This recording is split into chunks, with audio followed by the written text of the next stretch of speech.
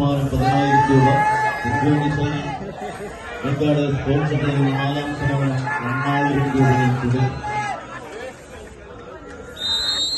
ആവേശകരമായ പോരാട്ടത്തിന്റെ പാൻഭാവിലേക്ക് ഒരു പുറത്ത് വിജ്ഞയാചരിയാർ ഇതിന്റെ പടക്കളത്തിലേക്ക് വീണ്ടും നടന്നു കയറുവാനുള്ള ചുവടുകളുമായി ഒരു പുറത്തെങ്കിൽ മറുപുറത്ത് ആദ്യ വിജുനാഥത്തിൽ ഓടിക്കുതിക്കുന്ന പോരാളികളായി കോട്ടയ്ക്കലിന്റെ പോരാളികൾ നീലപ്പട